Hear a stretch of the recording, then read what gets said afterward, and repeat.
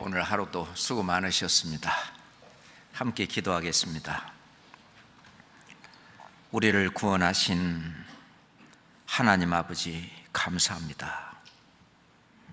우리를 구원하시고 주님이 역사하시는 교회 안에서 늘 말씀으로 이끌어 주시고 주님이 오시는 그날까지 이 복음을 땅끝까지 증거하도록 늘 말씀을 주시고 성령으로 인도하시는 주님 더욱 감사합니다. 전 세계 곳곳마다 주님의 교회를 세워주시고 그곳에 이 귀한 천국 복음의 말씀을 증거할 수 있도록 선교사를 파송토록 인도하심도 더욱 감사합니다. 주님 오시는 그날까지 주님께서 맡겨주신 그 사명을 우리 교회가 다 할 수 있도록 늘 저희들의 마음을 하나로 묶어주시고 저희가 오로지 땅끝까지 복음을 증거하라는 복음의 말씀에 순종해서 살 수 있도록 이끌어 주시옵소서. 오늘도 주님의 말씀으로 교훈을 받고자 합니다. 우리 주 성령께서 저희들의 닫힌 마음을 열어주시고 하나님의 말씀을 또 마음속 깊이 새김질하는 귀한 시간 되게 인도해 주시옵소서. 예수 그리스도 이름으로 기도드렸습니다. 아멘. 성경 시편 1장을 찾겠습니다. 성경 시편 1장입니다.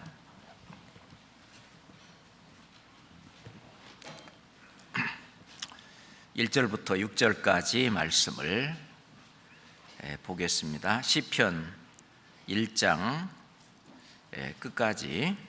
복 있는 사람은 악인의 꾀를 좇지 아니하며 죄인의 길에 서지 아니하며 오만한 자의 자리에 앉지 아니하고 오직 여호와의 율법을 즐거워하여 그 율법을 주야로 묵상하는 자로다. 저는 시냇가에 심은 나무가 시절을 좇아 과실을 맺으며 그 잎사귀가 마르지 암 같으니 그 행사가 다 형통하리로다. 악인은 그렇지 않으며 오직 바람에 나는 겨와 같도다. 그러므로 악인이 심판을 견디지 못하며 죄인이 의인의 회중에 들지 못하리로다. 대저 의인의 길은 여호와께서 인정하시나 악인의 길은 망하리로다. 시편 1편 1장은 복 있는 사람은 이렇게 시작을 합니다. 이 세상에서도 사람들은 행복하기 위해서 온갖 수단 방법을 가리지 않고 그 행복을 잡기 위해서 노력을 합니다. 그렇지만은 하나님이 말씀하시는 행복, 하나님이 말씀하시는 이 복은 이 세상에서 물론 구원받은 이후로 주님이 주시지만 그보다 더 큰 진짜 행복은, 진짜 복은 하늘에 속한 신령한 복입니다. 이 복은 실은 구원받은 사람만이 받은 복이라고 말할 수 있죠. 그래서 이 구원받은 사람이, 복받은 사람이 어떻게 살아야 또 행복한 삶을 살 수 있는지를 또 말씀으로 교훈하고 있다고 생각합니다. 다윗도 그 진짜 행복이 뭔지, 진짜 복이 뭔지, 이 세상에서 자기가 왕이 돼서 권력을 잡고 한 나라를 통치하면서 온갖 부와 부귀와 영화와 또 그 권력을 누렸지만 진짜 복은 심령에서 나오는 것이다. 그래서 자기 마음속에 있었던 죄 문제가 해결된 그 사람이 진짜 복이 있는 사람이다 라고 말을 합니다. 이 성경은 책갈피로 좀 잡아두시고요, 로마서 4장 한번 찾겠습니다. 로마서 4장입니다. 우리 두 손으로 찾읍시다. 로마서 4장 6절부터 8절까지 같이 읽겠습니다. 일한 것이 없이 하나님께 의로 여기심을 받는 사람의 행복에 대하여 다윗이 말한 바, 그 불법을 사하심을 받고 그 죄를 가리우심을 받는 자는 복이 있고, 주께서 그 죄를 인정치 아니하실 사람은 복이 있도다 함과 같으니라. 일한 것이 없이 하나님께 의로 여기심을 받는 사람의 행복, 그 복에 대해서 다윗은 이렇게 말을 했습니다. 그 불법이 사하심을 받고 그 죄를 가리우심을 받는 자는 행복한 사람이다. 모세도 신명기에서 이스라엘 백성들에게 얘기했습니다. 이스라엘이여, 너는 행복자로다. 여호와의 구원을 너같이 얻은 백성이 누구뇨? 이스라엘 백성들에게 너는 행복자로다. 여호와의 구원을 너같이 얻은 백성이 어디 있냐? 구원을 받은 그것은 정말 행복한 일입니다. 그것은 이 세상 사람들의 행복은 겨우 이 세상에서 100년짜리 속에서 찾지만, 하나님께서 말씀하시는 복과 행복은 영원하게, 영원 속에까지 이어지는 그 복, 그 행복을 이야기합니다. 그래서 이 세상 사람들은 겨우 이 세상에서 누리는 어떤 쾌락이 또는 즐거움이, 어떤 재미가 행복인 줄 알고 있습니다. 그래서 어디를 다녀온다든지 뭐하면, 야, 재미있었냐? 재미없지? 재미있대?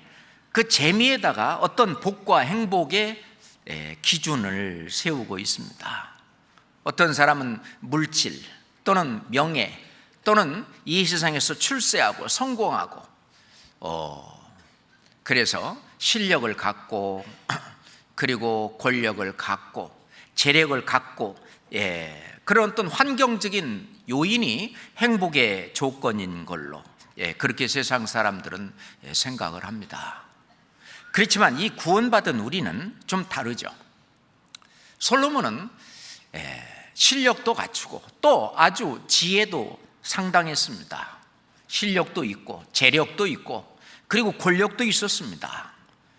세상 사람들이 갖고자 하는 세 가지 아주 큰 힘을 자기 한 손에 다 가진 이 솔로몬은 세상으로 말한다면 성공한 사람이라고 말할 수 있습니다. 그렇지만 솔로몬도 이 세상에서 진정한 행복은 찾지 못했다라고, 그런 것들은 다 지나가는 것이고 바람을 잡으려는 것이고 일시적인 것이고, 그것은 다 헛된 일이다라고 말합니다. 전도서 1장 2절에 그 전도자가 가로되 헛되고 헛되며 헛되고 헛되니 모든 것이 헛되도다. 사람이 해 아래에서 수고하는 모든 수고가 자기에게 무엇이 유익한고, 물론 유익한 것도 있겠지만 그 짧은 몇십 년 속에 그걸로 끝난다 그거예요. 그렇기 때문에 베드로 사도도 모든 육체는 풀과 같다. 우리 이 육체는 풀과 같다. 그 모든 그 영광이 풀의 꽃과 같으니 풀은 마르고 꽃은 떨어지되 하나님의 말씀, 주의 말씀은 세세토록 있도다 함과 같다라고 말씀하셨는데, 실제로 참된 영광과 참된 행복은 세세토록 있는 주님의 말씀과 연결되어 있는 것이죠. 이 시편 1편에도 구원받지 못한 사람은 이걸 솔직히 이해할 수 없는 말씀입니다. 구원받고 진짜 안에 성령이 계신 분이야 이 성경 말씀을 이해할 수 있고, 1절부터 3절까지는 구원받은, 그 믿음으로 구원받은 의인이 어떻고, 5절부터 4절, 5절, 6절까지는 구원받지 못한, 하나님을 믿든 안 믿든, 예수님을 믿든 안 믿든 떠나서 구원받지 못한 사람들이 결국이 어떻게 될 건가 하는 것을 설명하고 있는 것입니다. 사람들은 이 세상에서 지위가 높고 권세가 많고 물질이 많으면 참 잘 산다, 그러니 행복과 비례할 거라고 이렇게 오해하고 있는 경우가 많죠. 그래서 그것을 얻고자 아주 최선을 다해서 노력을 합니다. 그게 나쁘다는 것은 아니죠. 그것도 필요한 일이지만 그것만을 추구하고 그런 다음에는 해봤더니 그것만으로는 진짜 행복과 진짜 만족과 진짜 축복이 있는 것이 아니라는 걸 알고 나중에는 실망하고 말아낸 못노 같은, 맞나요? 그 참 예쁜 여자도 하여튼 그 세상 사람들이 추구하는 그거는 다 가졌지만은 인생이 왜 이렇게 허무하고 정말 그 참된 만족이 없고 행복이 없는지 모르겠다. 그래서 어떤 사람들은 쉽게 자기 생명도 버리고 맙니다. 실제로 진정한 행복은, 진정한 이 복은 하나님 나라에서, 천국에서만 가능한 일이며, 그리고 이 진정한 행복은 자기 마음속에 숨어 있는 것입니다. 마음이 공허하고 마음이 허무하고 마음이 텅텅 비어 있으면 그 사람은 복이 있다. 물질적으로도 재물도 있고 부귀 영화도 있고 그리고 권력도 있고 또는 지식도 있어 실력도 있고 한다 할지라도 진짜 그 영혼이 비어 있다면 하나님 나라가, 그 천국이, 그 영원한 그 영혼의 만족이, 영혼의 어떤 갈구가 만족된 그 구원이 없다면, 하나님 나라가 그 마음속에 없다면 진짜 그 복도 없다는 얘기입니다. 성경 누가복음 17장 봅시다. 누가복음 17장 20절부터, 누가복음 17장 20절부터 21절까지 함께 읽겠습니다. 바리새인들이 하나님의 나라가 어느 때 임하나이까 묻거늘 예수께서 대답하여 가라사대 하나님의 나라는 볼 수 있게 임하는 것이 아니요 또 여기 있다 저기 있다고도 못하리니 하나님의 나라는 너희 안에 있느니라. 하나님의 나라는 너희 안에 있느니라. 실제로 이 축복과 이 복과 행복은 우리 눈으로 보이게 오는 것은 아니죠. 그래서 솔로몬도 전도서에서 사람이 먹고 마시며 수고하는 가운데 심령으로, 마음속으로 심령으로 낙을 누리게 하는 것보다 나은 것이 없나니, 실제로 이 심령의 축복, 심령의 행복, 그 심령의 어떤 즐거움, 그 심령의 그 기쁨, 그것이 있어야 진짜 행복과 축복이 오는 건데, 솔로몬은 그렇게 얘기합니다. 내가 이것도 본즉 하나님의 손에서 나는 것이로다. 하나님의 손에서, 하나님께로부터 오는 행복, 하나님께로부터 오는 축복, 그렇습니다. 예수님 안에서 얻은 그 행복, 그 영생을 얻은 행복, 그것이 참 행복입니다. 그 이외에 다른 것들은 그저 지나가는 거죠. 솔로몬은 아내를 그렇게 많이 두었어도 그래도 부족해서 또 얻고 또 얻고 결국은 헛된 일이라고 이야기합니다. 우물가에 있었던 사마리아 여인도 남편을 몇 명씩이나 두었지만은 결코 행복이 없었습니다. 세상의 즐거움은 그때뿐입니다.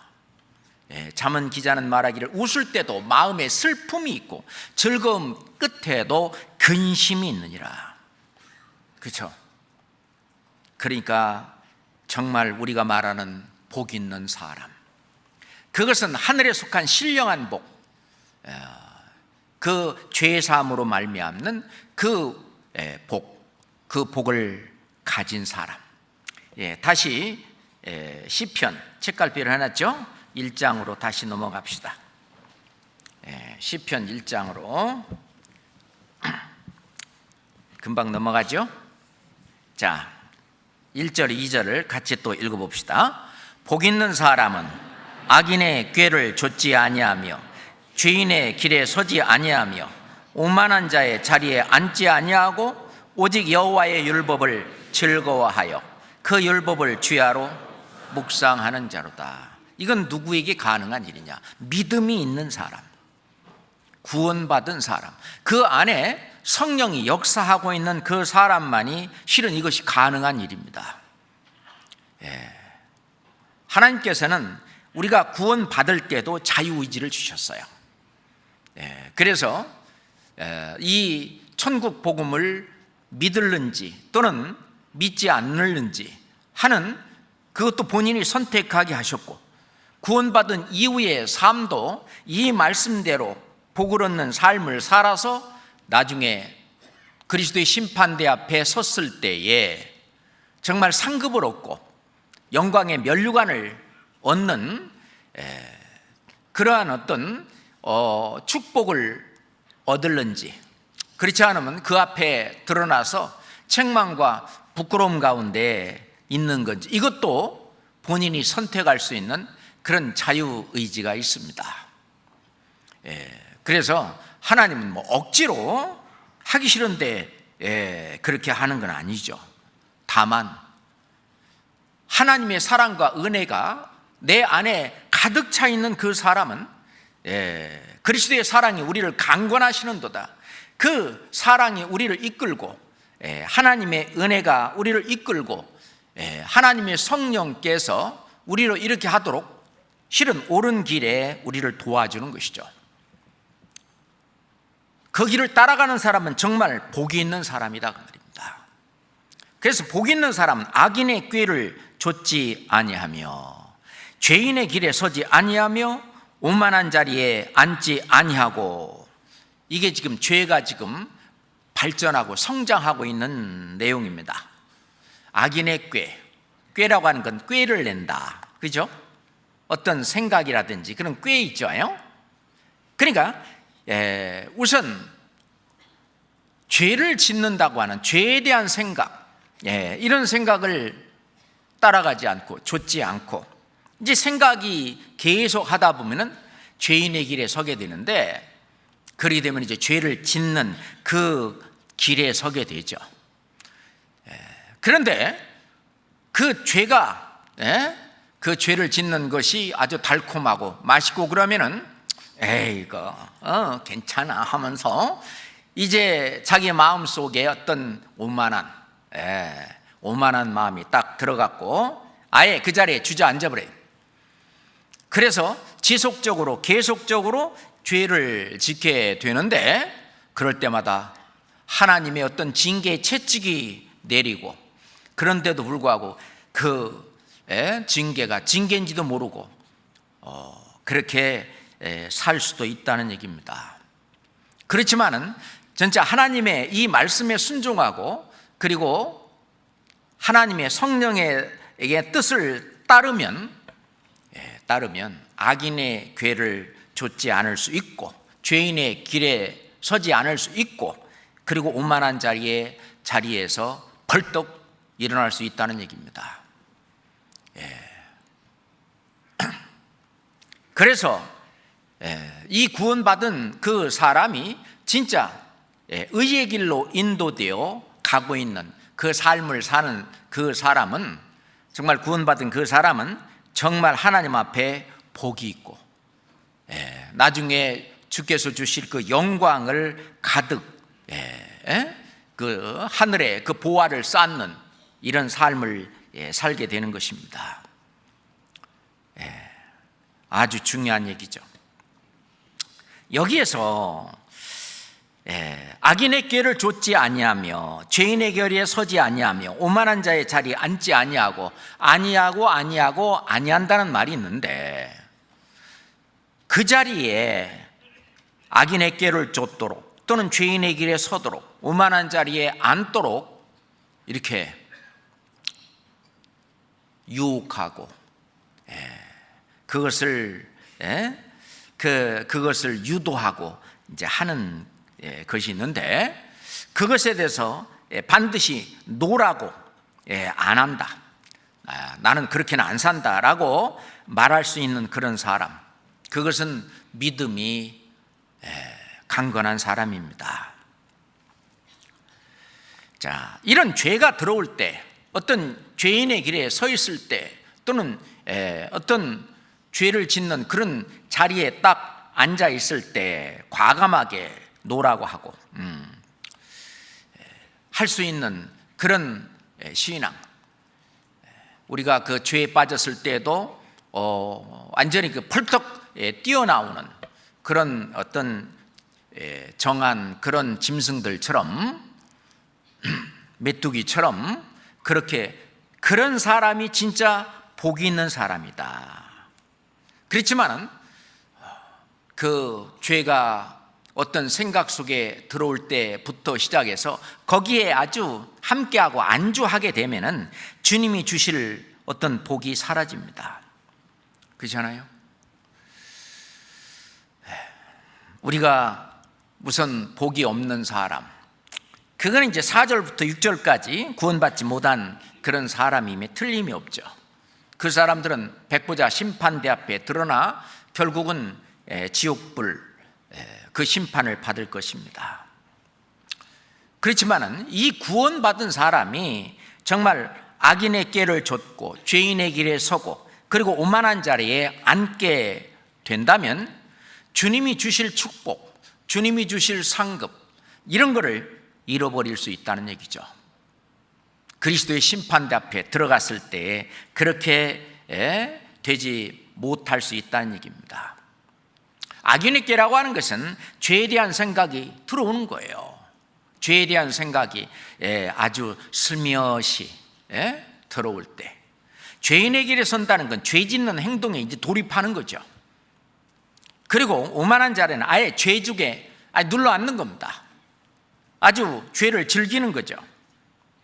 그런 사람은 정직하지 못한 삶을 살게 됩니다. 왜냐하면 이 교회 안에 있을 때 하고 교회 밖에 내가 죄에 대한 생각을 가지고 있고 죄를 짓는 생활 속에 있고 아예 죄를 즐기는 그 사람은 외식하는 삶을 사는 것이죠. 위선적인 삶을 사는 것입니다. 정직하지 못한 삶을 사는 것인데, 하나님은 그런 사람을 미워하신다, 싫어하신다, 이 말씀하십니다. 그렇기 때문에 하나님은 그런 사람에게 어떤 깨닫게 하기 위해서 징계도 주시고 징벌도 주시고 거기에서 일어나라고, 그 어떤 곁길에서 벗어나서 의의 길로 자꾸 이렇게 인도하시는데, 그거를 우리가 알아야 된다고 생각을 합니다. 그거는 말씀이, 또는 우리 안에 계신 이 성령께서 우리를 의의 길로 인도하시는 거예요. 그러기 위해서는 우리가 죄와 함께 하는 것이 아니라 죄에서 구별된 그런 성화, 거룩한 삶을 살으라는 얘기입니다. 레위기서 20장 보겠습니다. 레위기서 20장입니다. 26절,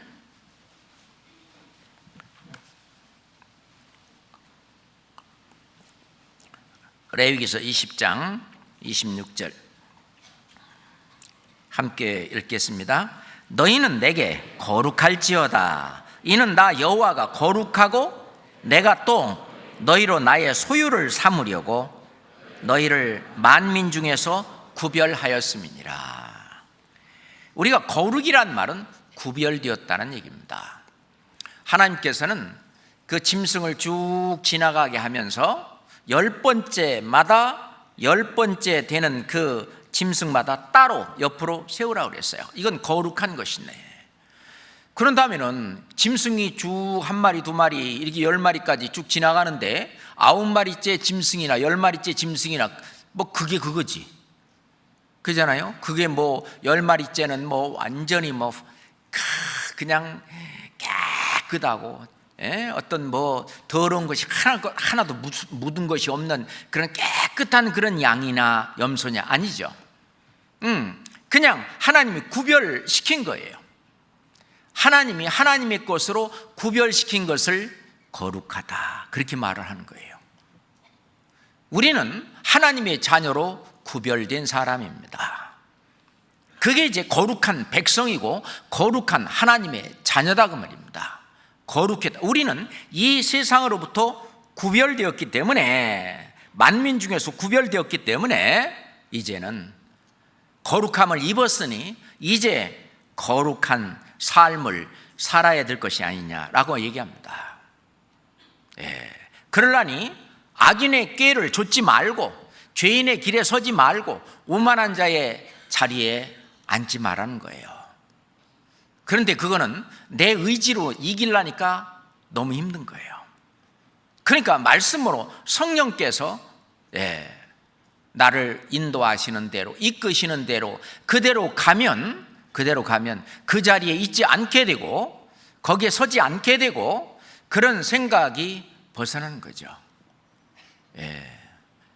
죄송한 얘기입니다만은 이 자리에 앉아 있으면서 화투 칠 생각 하는 사람 없겠죠. 말도 안 되는 얘기입니다만은, 왜냐하면은 이게 성령을 따라서, 말씀을 따라서 이렇게 살게 되면은 생각부터 어떤 죄에 대한 생각에서 떠나는 거죠. 그죠? 여기 이 자리에 있으면서 죄를 짓는 죄의 길에 지금 있지 않잖아요. 또는 오만한 자리에 지금 앉지 않잖아요. 거기서 구별되는 것이 정말 중요합니다. 우리가 주일날 교회에 나오고, 또 이렇게 수요일날 교회에 나오고, 와서 말씀 듣고 교제하고, 또는 구역 모임에 또는 조모임에, 각종 여러 부서의 어떤 모임이라든가 교제라든가 봉사 이런 데에 가는 것은 우리는 구별되었기 때문에 그래요. 구별된 그곳에 더 이상 악인의 꾀도, 죄인의 길도, 오만한 자의 자리도 거기는 빈접을 못하는 거죠. 그렇잖아요. 그래서 신앙생활에 진짜 회복을 하려면은 우리가 말씀에도 돌아와야 되고, 하나님과의 기도로서도 돌아와야 되고, 교제로도 돌아와야 되고, 그리고 전도하는 그곳에도 같이 참여하는 신앙생활을 올바로 해야 되는데, 그것은 이 세상 사람들이 하지 않는 구별된 생활을 하는 것이요, 그 구별된 생활이 바로 거룩한 삶이다. 우리가 무슨 거룩 얼마나 거룩합니까 우리가? 그게 아니고 이 세상 사람들은 하지 않는 그런 구별된 삶, 그게 주님 보실 때에는 하나님이 만민 중에서 너희를 구별하였습니다. 구별해서 구별된 삶을 할 수 있는, 하고 있는, 그게 거룩한 겁니다. 자, 이사야서 52장 보겠습니다. 이사야 52장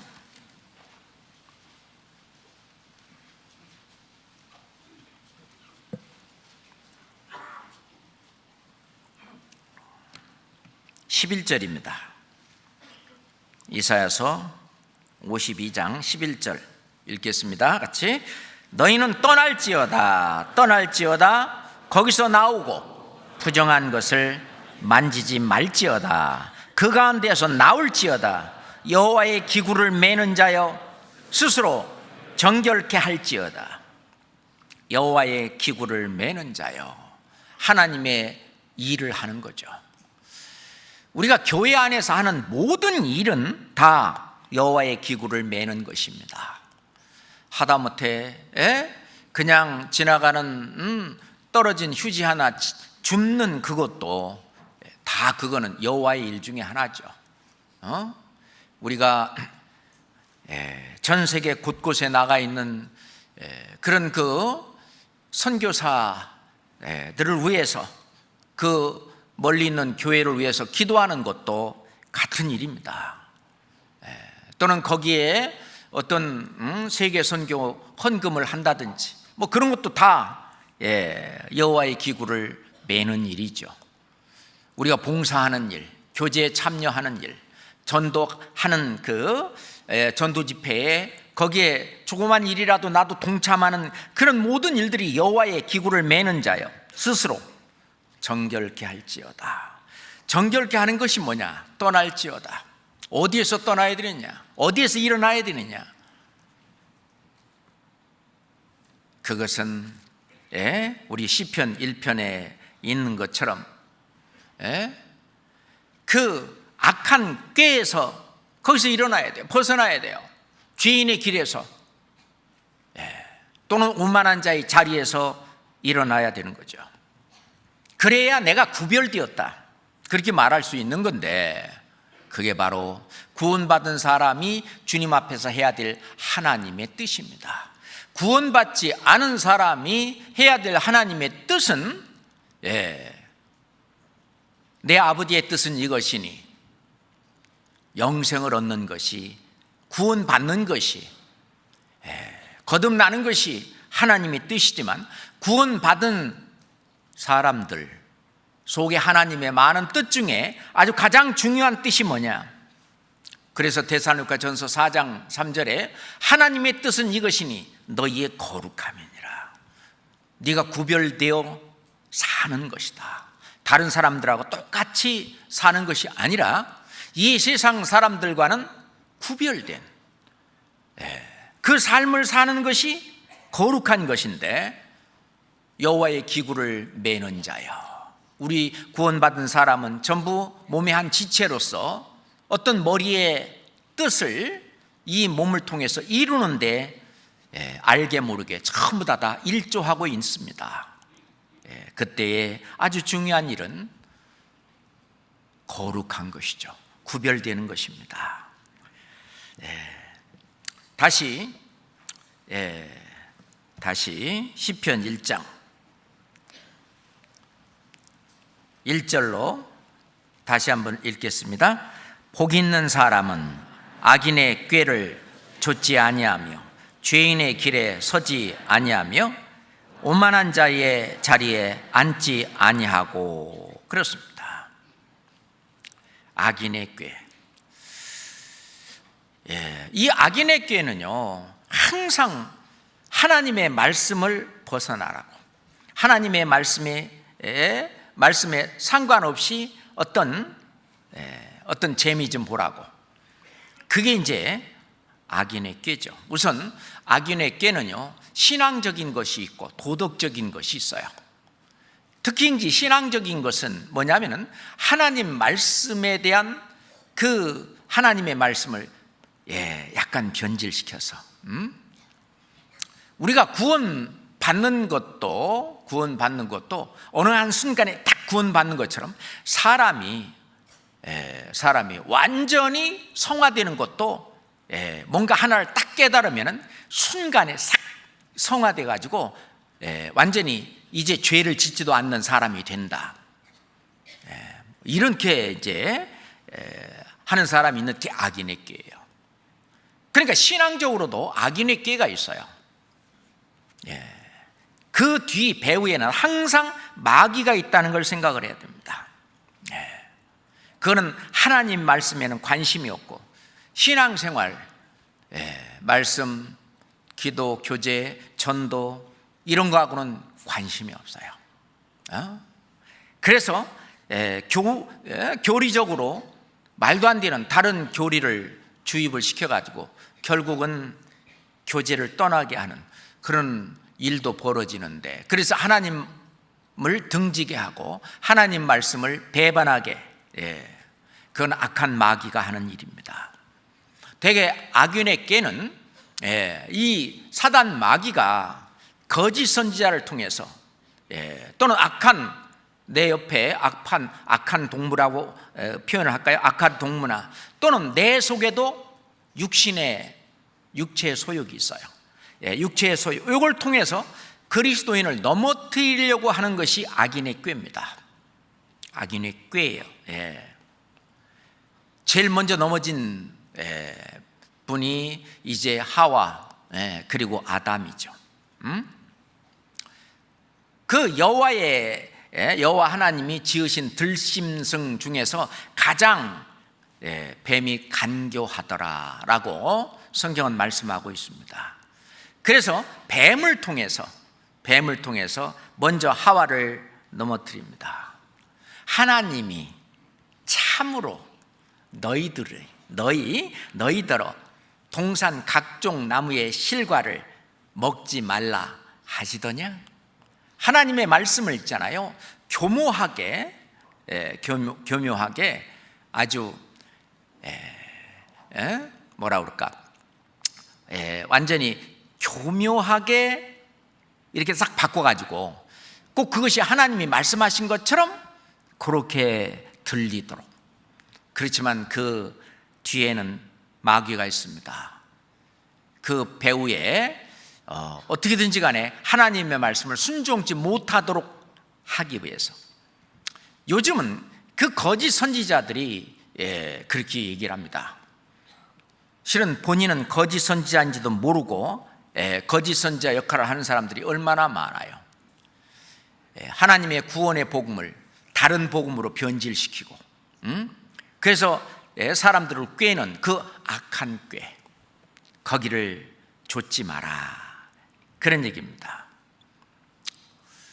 그리고 이제 옆에 어떤 친한 사람들을 통해서 그렇게 하는 경우가 있죠.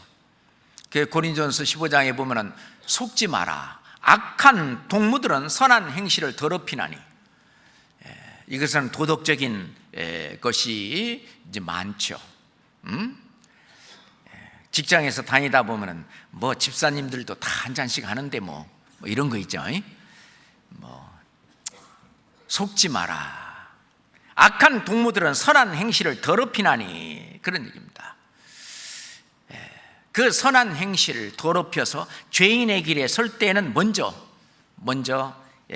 악인의 꾀, 그거를 줬기 때문에 그거를 받아들이고 내 생각 속에 받아들이니까 그 다음에 죄인의 길에 이제 서게 되는데, 그 악한 행실로 그 악한 그 어떤 걸로 그 선한 행실을 이제 더럽히게 됩니다.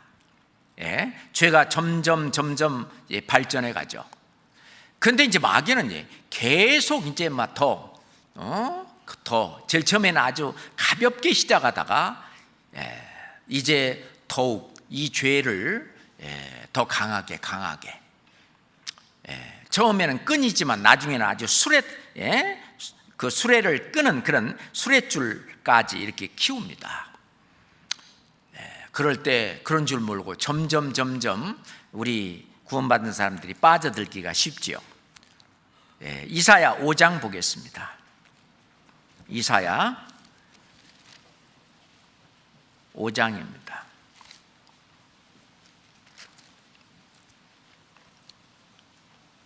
18절 말씀, 이사야 5장 18절 말씀 함께 읽겠습니다. 거짓으로 끈을 삼아 죄악을 끌며 수레줄로 함같이 죄악을 끄는 자는 화 있을진저. 거짓으로 끈을 삼아, 처음에는 아주 거짓말 하나 간단한 그거부터 시작을 해서 죄를 끌고 가고, 나중에는 죄가 점점 커져가지고 수레줄처럼 완전히 동아줄처럼 이렇게 그 죄를 끌고 가는 사람, 그 사람은 결국 화 있을진저. 그렇습니다. 그래서 이 마음속에 그 사소한 죄를 인정하고 한 것이 이제 죄인의 길에 서게 되고, 자꾸 서게 되면은 나중에는 오만한 자리에 앉아가지고 아예 죄를 즐기고 먹고 마시고 그렇게 되면은 이제 하나님의 징계를 받고 징계를 받아도 어떤 사람은 징계가 징계인지도 모르고 그냥 또 그걸 더 즐기고 그럴 수도 있겠죠. 우리가 해야 될 일은 성령께서는 말씀께서는 거기서 일어나라고 말입니다. 그래야 진짜 복 있는 사람이 된다. 그렇지 않으면 주님이 주시려고 하는 복을 다 잃어버릴 수도 있다고 말입니다. 구원의 축복을 잃어버린다는 것이 아니라 이제 생활 속에서도 주려고 하는 어떤 복이 있는데, 또는 그리스도의 심판대 앞에 섰을 때 주려고 하는 그 복이 있는데 그 복을 잃어버리고 그러니 맨 징계를 받아가지고 어떤 미련해지고 마음에 어떤 괴로움과 슬픔과 그런 것이 있고, 그 말씀을 들어도 말씀이 안 들어오는 것, 그것도 징계라고 합니다. 말씀 들으면은 그것이 자장가로 들리고, 그래서 말씀이 그냥 귓전만 그냥 때리고 지나갈 뿐이지 말씀이 자기 마음속까지 들어오지 않는 것은 죄가 가려워서 그럴 수도 있다는 겁니다.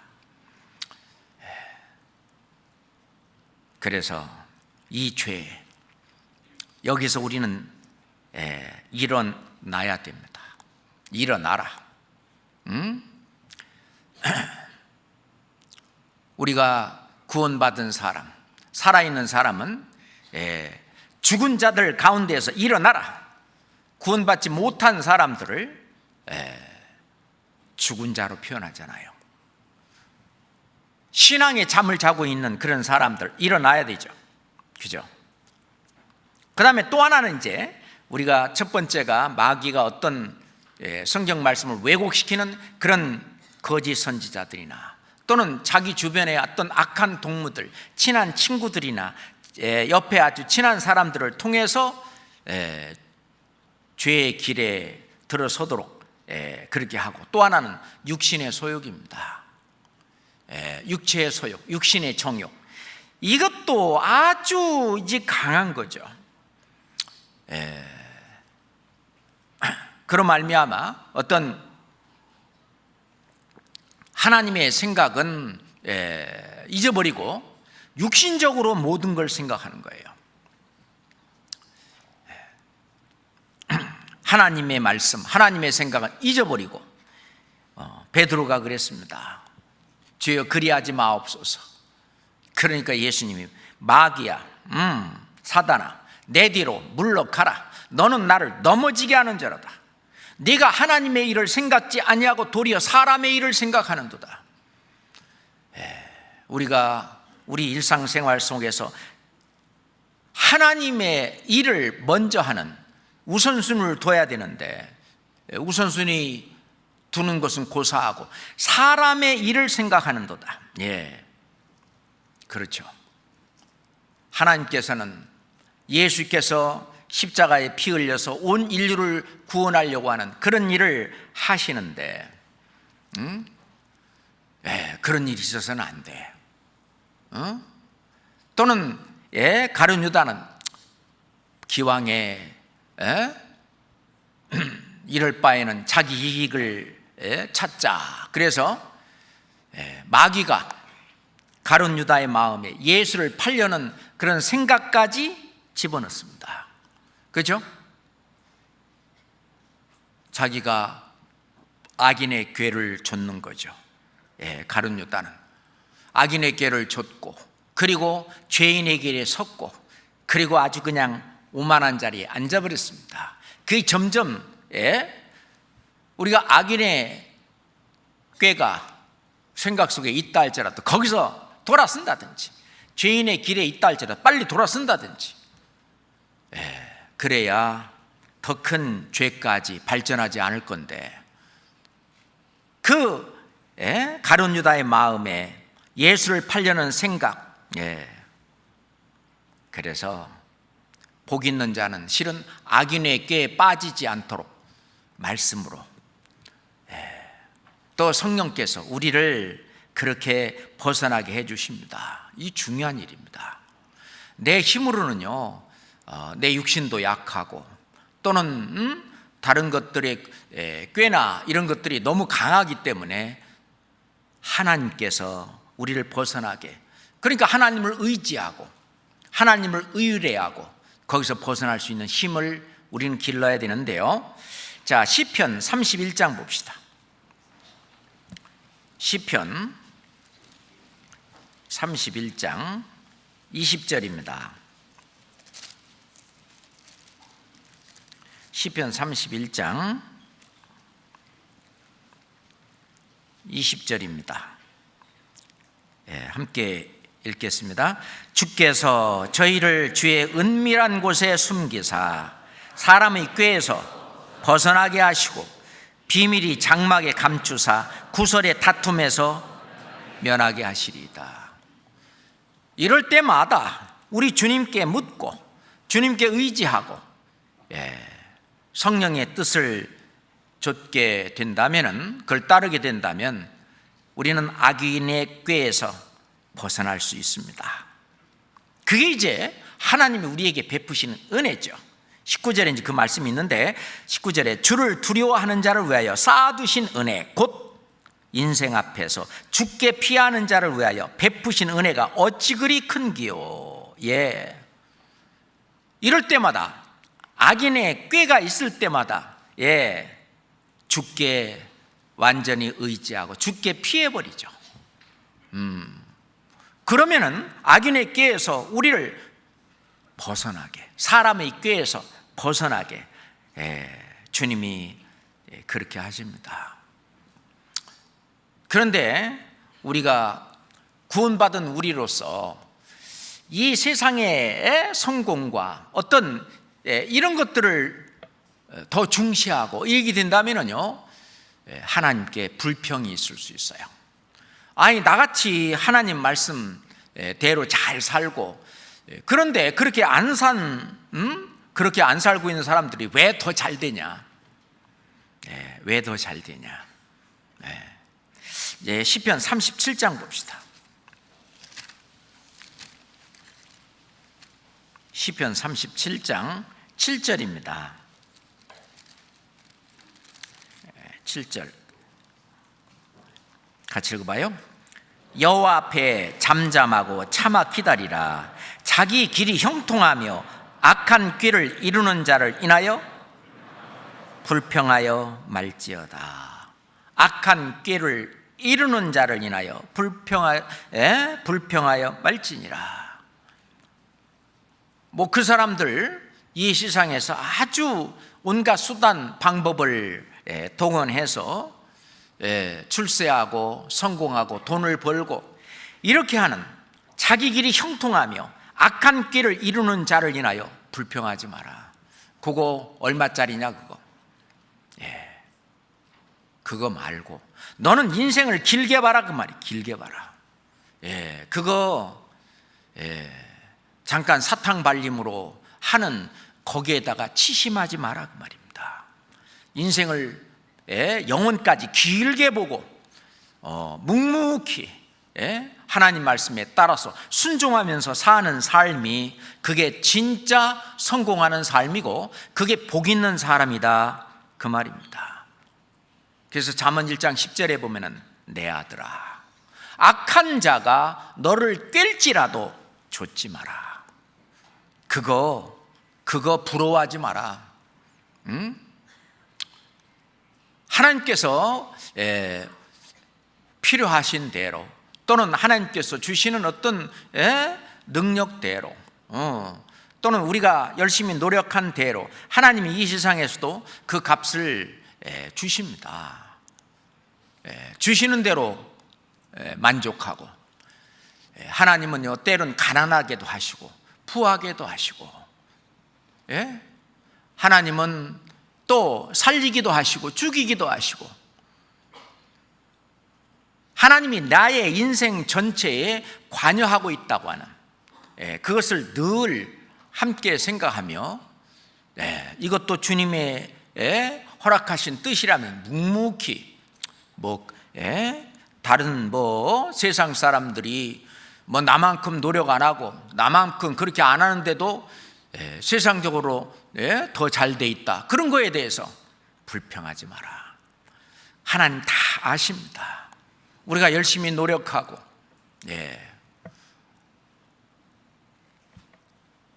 열심히 주를 위해서, 우리가 먹어도 주를 위해서, 살아도 주를 위해서, 공부를 해도 주를 위해서, 사업을 해도, 장사를 해도, 회사에 다녀도, 무엇이라도 다 주를 위해서 하는 걸로 연결이 될 때 주님께서 그걸 다 아신다, 그 말입니다. 그래서 그거에 대한 응분의 대가는 주님이 다 알아서 주신다고 말이에요. 이 세상에서 안 주시면은 주님 만났을 때 그리스도의 심판대 앞에서 더 크게 주십니다. 요셉은 그걸 알았습니다. 억울한 일을 많이 당했지만은 그거는 주님이 허락하신 일인 줄 알고 끝까지 주님을 의뢰하고 주님께 모든 걸 맡겼습니다. 공평하신 주님, 또 함께 하시는 그 주님, 축복하시는 주님,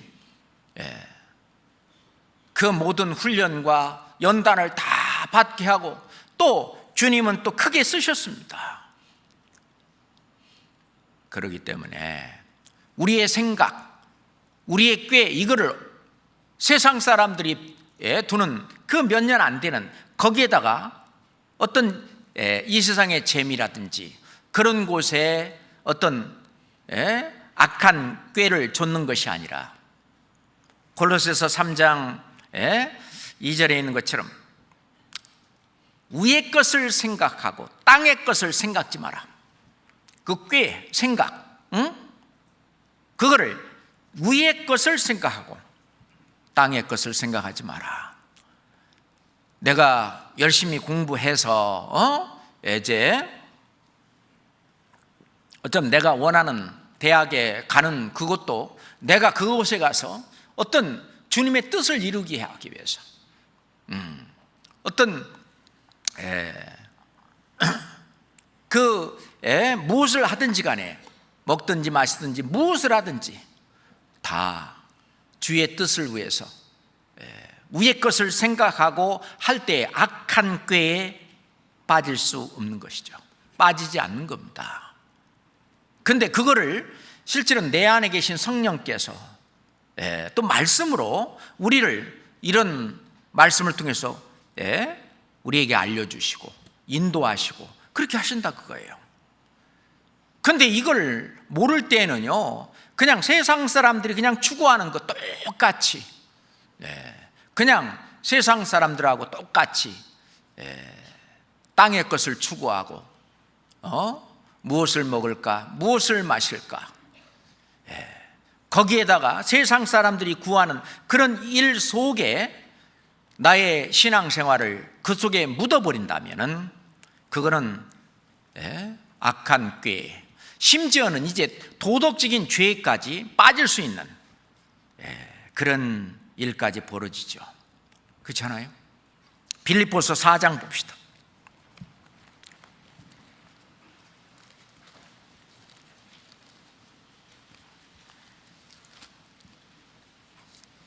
빌립보서 4장 8절 9절입니다. 빌립보서 4장 8절 9절 함께 읽겠습니다.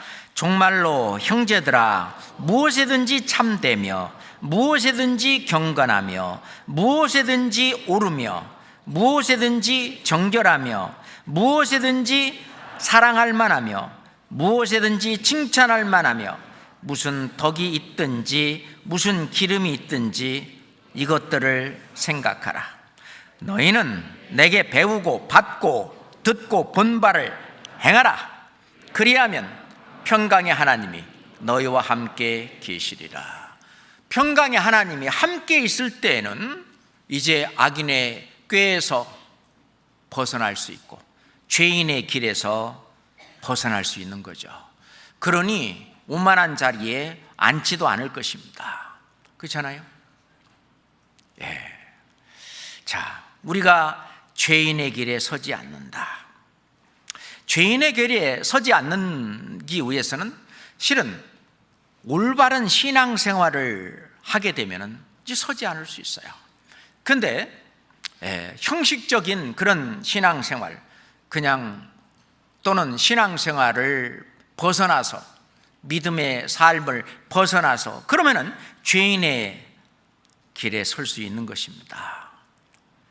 곁길 속에 빠지게 되는 거죠. 그게 이제 죄인의 길에 서는 겁니다. 우리가 걸어야 될 하나님께서는 정로, 아주 그 길을 우리에게 주시는데, 그러려면은 우리가 예수님을 따라야 되고 말씀을 따라야 되고 성령을 따라야 되는데, 겨우 세상적인 먹고 마시는 문제를 해결해 줄 때는 예수님을 따랐는데 그게 아닐 때에는 다 떠났습니다. 요한복음 6장 한번 봅시다. 요한복음 6장 66절부터 보겠습니다. 요한복음 6장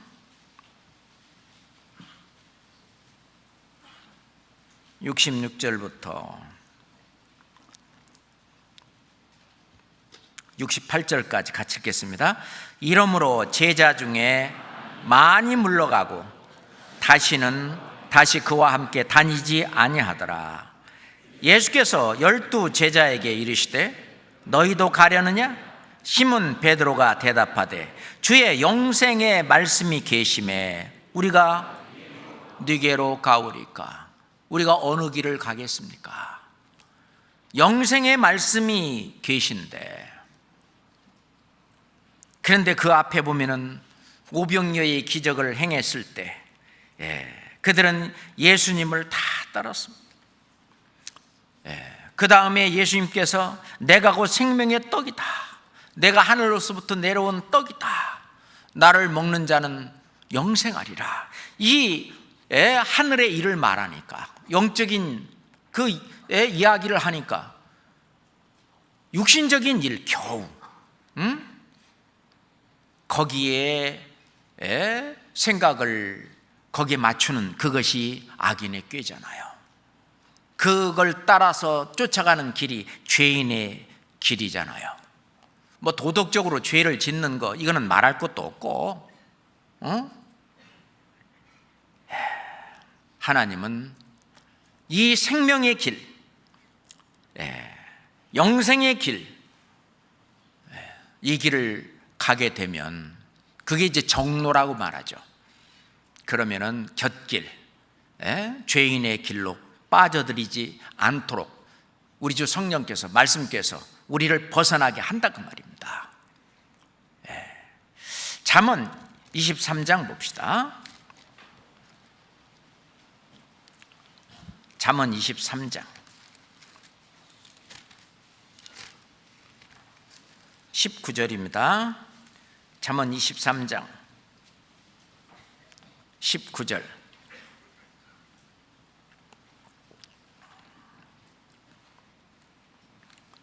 같이 읽읍시다.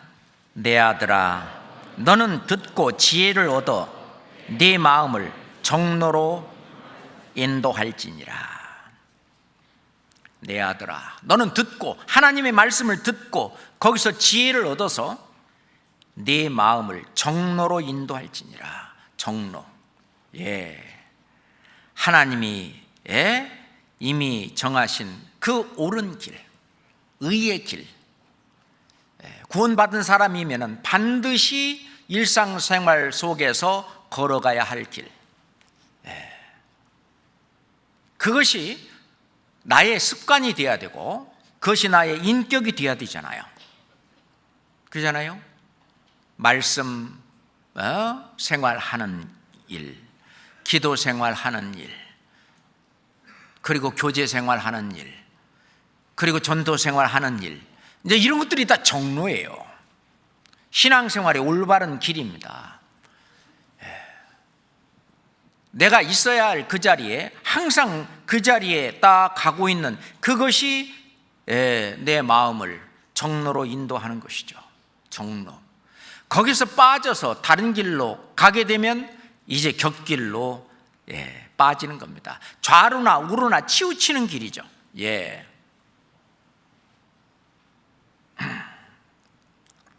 그런 이러한 정로, 이런 의의 길을, 죄인의 길이 아니라 의의 길을 우리 믿음의 선진들이 이거는 걸어온 길입니다.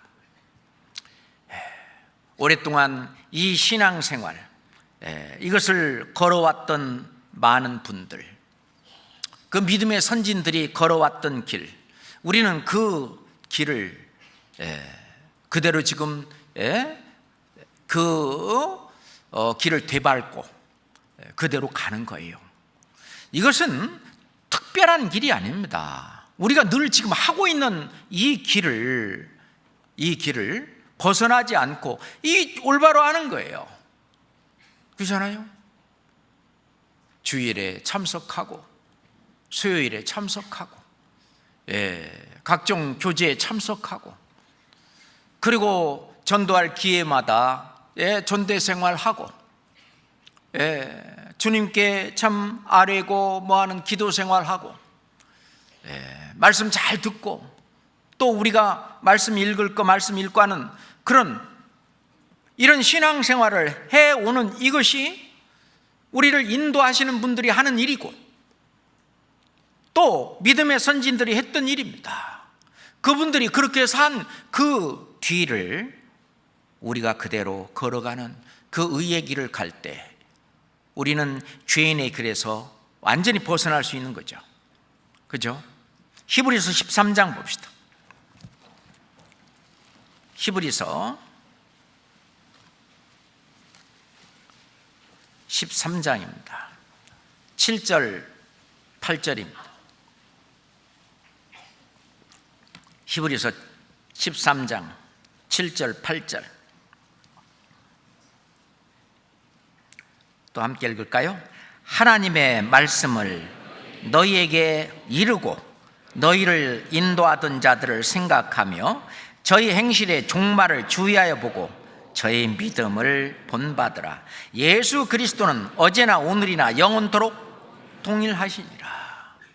예수님이 오셨다 가신 그 이후로 사도들부터 시작을 해서 또 이제 예수님의 제자들이 12제자도 있지만 70인의 제자도 있잖아요.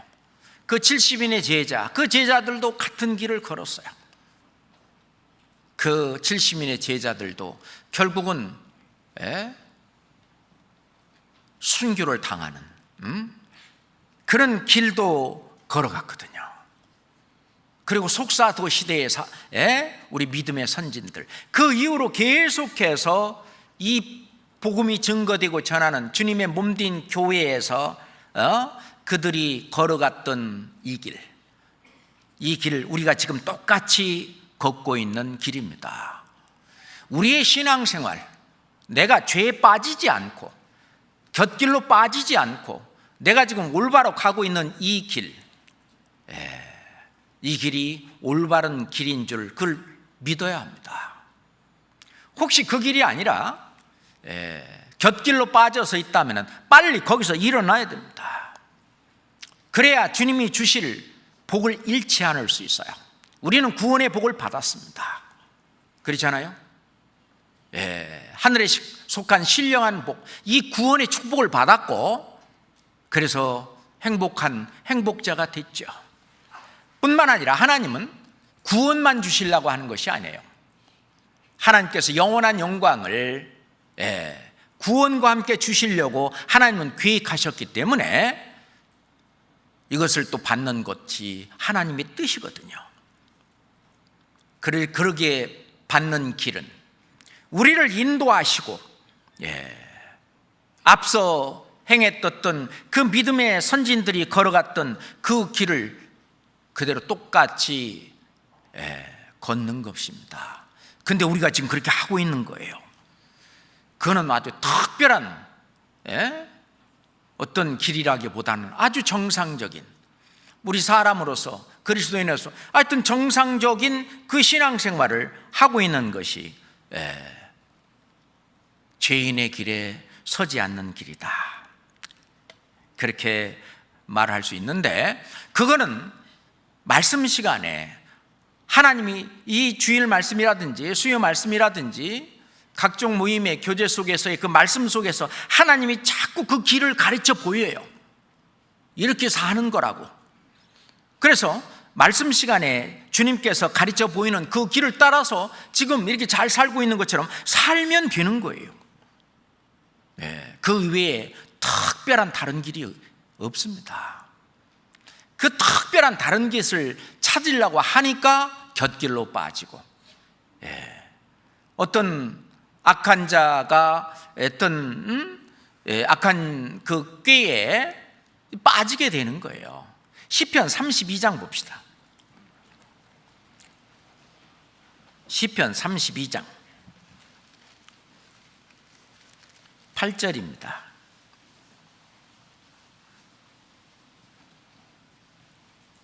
시편 32장 8절 함께 읽을까요? 내가 너의 갈 길을 가르쳐 보이고 너를 주목하여 훈계하리로다. 내가 너의 갈 길을 가르쳐 보이고, 하나님께서 이 말씀을 통해서 말씀 시간에 우리가 가는 그 길을 가르쳐 보여요. 우리 주 성령께서 내 안에 계셔서 내 영혼을 소생시키시고 또 자기 이름을 위하여 우리를 의의 길로 자꾸 인도하셔요. 사도 바울도 내가 그리스도를 본받는 자 된 것 같이 너희는 나를 본받는 자 되라. 그게 의의 길이죠. 그게 죄인의 길에 서지 않는 겁니다. 우리가 사도 바울을 본받는 길이 뭡니까? 신앙생활 4대 요소를 그냥 올바르게 내가 하는 것이 그게 의의 길이고, 사도 바울도 신앙생활의 4대 요소 그거 하신 거예요. 맞죠? 맞습니까? 또 우리 장로님들도, 집사님들도, 또는 앞에서 말씀을 전하는 목사님들도, 전사님들도 신앙생활의 4대 요소, 그 신앙생활, 그게 의의 길이거든요. 그거를 따라하고 있는 겁니다. 그게 우리가 예수 그리스도를 본받는 길이고, 맞습니까? 사도 바울이 예수 그리스도를 본받는 자 된 것 같이 너희는 나를 본받는 자 되라. 그걸 본받은 신앙의 선진들이 쭉 이 교회 안에서 성령이 가르쳐 주신 대로 지금까지 신앙생활이 쭉 이어져 왔는데, 사도시대의 신앙생활과 그리고 지금의 신앙생활이 뭐가 다르겠습니까? 같은 성경 가지고 같은 성령 안에서 주님이 머리가 되신 같은 교회 안에서 같은 신앙생활하고 있는데, 그죠? 죄인의 길에 서지 않고 오만한 자리에 앉지 않는 그 길은 우리가 이 길을 걷는 겁니다. 이 길 끝에는 주님이 계셔요. 다시 시편 1장으로 다시 돌아가겠습니다. 시편 1장 1절 같이 읽겠습니다. 복 있는 사람은 악인의 꾀를 좇지 아니하며 죄인의 길에 서지 아니하며 오만한 자의 자리에 앉지 아니하고, 오만한 자의 자리에 앉지 아니하고. 우리가 신앙적으로 말한다면은 거짓 선지자라고 하는 것은 구원도 받지도 않았는데, 하나님이 보낸 선지자도 아닌데, 하나님의 일꾼도 아니면서 하나님의 일꾼인 척, 하나님이 보낸 선지자인 척, 하나님이 보내신 목사, 교사인 척 그렇게 하는 것이 실은 오만한 자의 자리입니다. 자기 주제넘게 가르치는 자리가 오만한 자의 자리예요. 그래서 예수님 말씀하시기를 서기관들과 바리새인들이 모세의 자리에 앉았으니 그게 오만한 자의 자리죠. 감히 모세의 자리에 앉았습니다. 우리가 자기가 이 신앙생활 속에서 자기가 앉아야 될 자리를 올바로 알고 거기에 잘 앉아있는 사람이 정말 주님 보실 때 아름다운 자리에 앉아있는 거예요. 그 아름다운 자리는 항상 낮은 자리입니다. 그렇잖아요? 누구든지 으뜸이 되고자 하는 자는 뭐가 되어야 된다 그랬죠? 종이 되어야 한다. 그죠? 종이 앉는 자리. 그리고 낮은 자가 앉는 그 자리가 실은 오만한 자가 앉는 자리가 아니라 진짜 우리 그리스도인들이 앉아야 되는 그런 자리입니다. 그렇잖아요.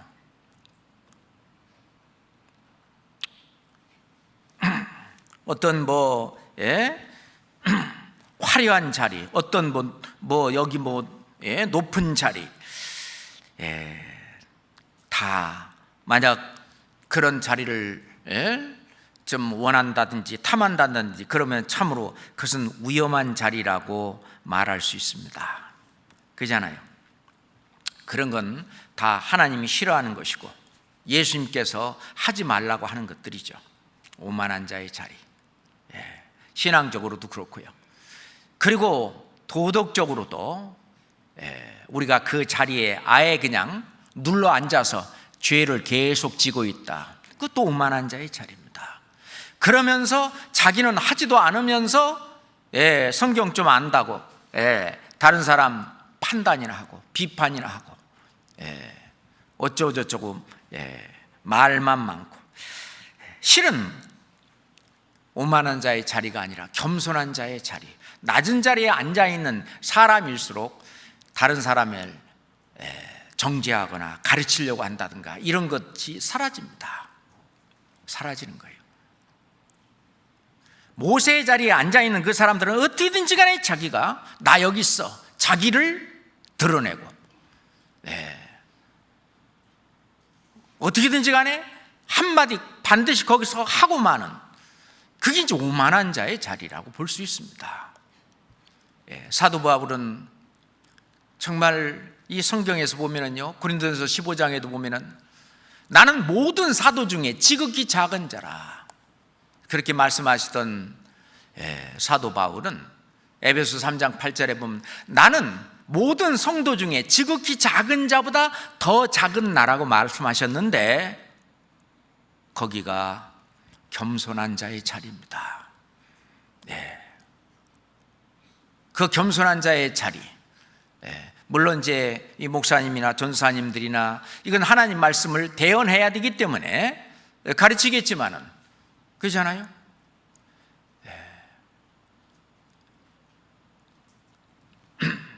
우리가 항상 입을 다무는 그것이 내려앉는 아주 중요하다고 생각합니다. 교제에서 같은 경우에 그 말이 많은 그런 경우는 내가 혹시 오만한 자의 자리에 앉은 것은 아닌가라고 생각해 봐야 됩니다. 물론 간증도 하고 해야죠. 그런데 그게 말고 간증이 아니라 남을 가르치려고 하는 그런 것이 아니라 이 간증이라고 하는 것은 나와 하나님 사이에 어떤 관계가 있는 건가 얘기하는 건데 그렇잖아요. 생활 간증은 구원 간증은 뭡니까? 하나님께서 나에게 베푸신 은혜가 어떤가 그걸 얘기하는 거 아닙니까? 생활 간증은 내가 생활 속에서 하나님과 나 사이에 있었던 그 어떤 일들 그것들을 그 하나님께서 베푸신 은혜를 나누는 그런 차원에서 하는 것이 생활 간증이죠. 그런데 생활 간증 속에서도 자기를 너무 드러낸다든지 그죠? 그런 것도 실은 합당치 않다고 봅니다. 오만한 자의 자리에 앉아있지는 않은지 우리가 또 그것도 생각해 봐야 되는데, 그렇다면은 빨리 거기서 벗어나야 돼요. 일어나야 됩니다. 그래서 전체적으로 주님께서, 성령께서 그 모임을 주관하시고 역사하는 그 가운데 있는 것이 되어야 될 거라고 생각합니다. 그건 바로 내가 뭘 잘한 나의 행위 아래, 내 어떤 거기에 있는 것이 아니라 주님이 주신 그 은혜 아래 내가 있기 때문에 그렇습니다. 로마서 14장 봅시다. 로마서 6장, 죄송합니다. 6장 14절인데 잘못 봤어요. 로마서 6장 14절 말씀. 로마서 6장 14절 말씀 같이 읽읍시다. 죄가 너희를 주관치 못하리니 이는 너희가 법 아래 있지 아니하고 은혜 아래 있음이니라. 그렇습니다. 왜 죄가 우리를 주관치 못하냐 한다면 우리가 은혜 아래 있기 때문에, 은혜 아래 있다고 하는 말은 주님이 해주시는 그 은혜 아래 있다는 얘기입니다. 구원받은 사람이 죄를 짓게 되면 이제 하나님이 간섭하셔요. 그래서 더 이상 죄를 짓지 못하도록, 계속해서 죄를 짓지 못하도록 하나님이 간섭하십니다. 그것이 은혜 아래에 있는 거예요. 그러니 죄가 우리를 주관하지 못하고, 그러니 우리는 복 있는 사람이 되는 거죠. 그래서 복 있는 사람은 악인의 궤를 좇지 아니하며 죄인의 길에 서지 아니하며 오만한 자의 자리에 앉지 아니하고, 그렇게 되는 거죠. 왜? 주님께서 우리를 그렇게 이끌어 가시니까, 만들어 가시니까. 요한일서 3장, 요한일서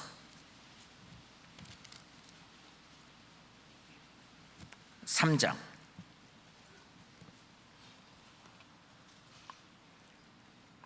8절 9절 말씀 함께 읽겠습니다. 죄를 짓는 자는 마귀에게 속하나니 마귀는 처음부터 범죄함이니라. 하나님의 아들이 나타나신 것은 마귀의 일을 멸하려 하심이라. 하나님께로 난 자마다 죄를 짓지 아니하나니 이는 하나님의 씨가 그의 속에 거하며 저도 범죄치 못하는 것은 하나님께로 났음이니라. 하나님께로 난 자마다, 구원받은 하나님의 자녀마다 죄를 짓지 아니하나니, 이란 말은 영어로는 continue to sin, 지속적으로 죄를 짓지는 못한다. 왜? 하나님이 간섭하셔요. 지속적으로 죄를 지면은 계속 징계가 내려서 그런즉 너희 중에 병든 자가 많고 약한 자도 많고 잠자는 자도 적지 아니하다. 고린도 교회에 말씀하신 것처럼 죄를 못 지게 한 것, 하나님이. 왜 그러냐? 이는 하나님의 씨가 그의 속에 거하며 저도 범죄치 못하는 것은 하나님께로 났음이니라.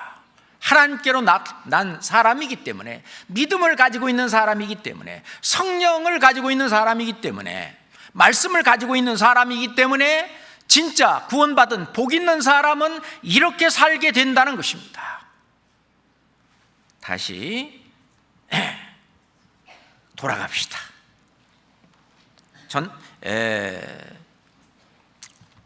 시편 1장 1절, 시편 1장 1절입니다. 6절까지 다 하려고 했는데 오늘은 1절만 하고 2절부터는 다음에 해야 될 것 같아요. 자, 1절 같이 한번 읽읍시다. 복 있는 사람은 악인의 꾀를 좇지 아니하며 죄인의 길에 서지 아니하며 오만한 자의 자리에 앉지 아니하고. 이것도 말이죠, 구원받은 사람이 성령의 뜻을 따라서 그게 순종하고 말씀에 순종하고 탁 튀쳐 일어나야 됩니다. 그래야 이 말씀이 이루어지는 거예요. 그러면 진짜 복 있는 사람입니다. 그 영혼의 구원을 받은 행복한 사람이며, 그리고 이 삶 속에도 형통한 그런 사람이 됩니다. 자, 하나님 말씀에 이렇게 순종해서 사는 사람, 그 사람은 주님께서 이제 이 세상에서도 복을 주셔요. 신명기 29장 9절 봅시다.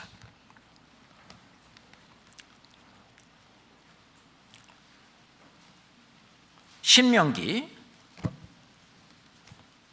29장 9절입니다. 함께 읽겠습니다. 그런즉 너희는 이 언약의 말씀을 지켜 행하라. 그리하면 너희가 하는 모든 일이 형통하리라. 거룩하신 주님의 말씀입니다. 이건 진리의 말씀입니다.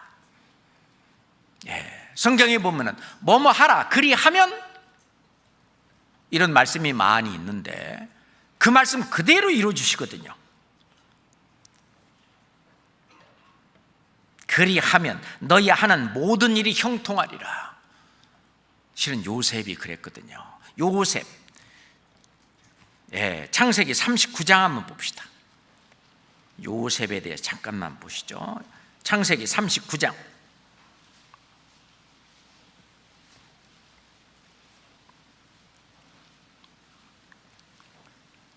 2절 3절. 여호와께서 요셉과 함께 하심으로 그가 형통한 자가 되어 그 주인 애굽 사람의 집에 있으니, 3절은 같이 읽어요.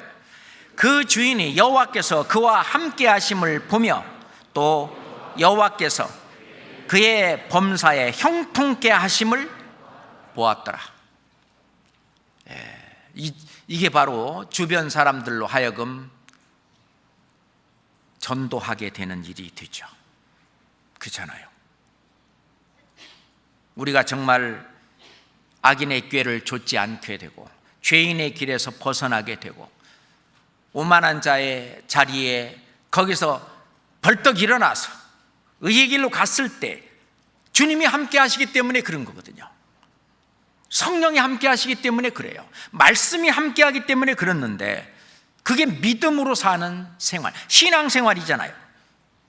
그렇게 하면은 여호와께서 그의 범사에 형통케 하심을 보았더라. 하나님께서 형통케 하십니다.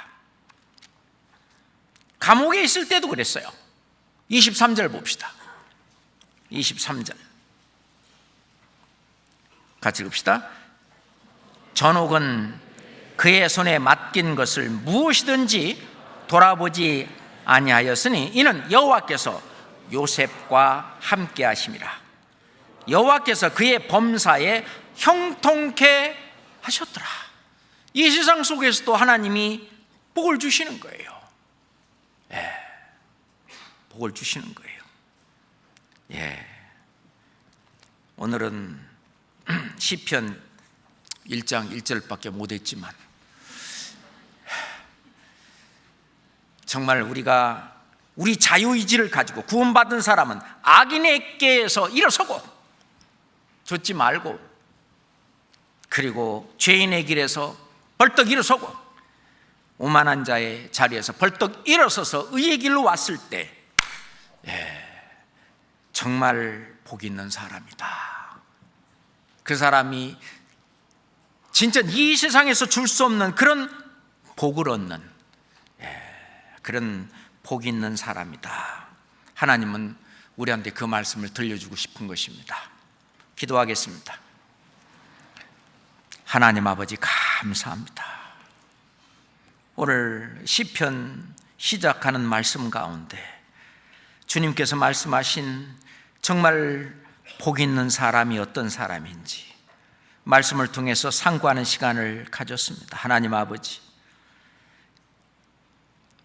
하나님의 이 말씀을 저희 마음속에 두고 우리가 악인의 꾀를 좇지 말고 죄인의 길에서 서지 말고 오만한 자의 자리에서 벌떡 일어나 정말 주님의 복을 받는 그런 저희 주의 자녀가 될 수 있도록 주님 인도해 주시옵소서. 예수 그리스도 이름으로 기도드렸습니다. 아멘.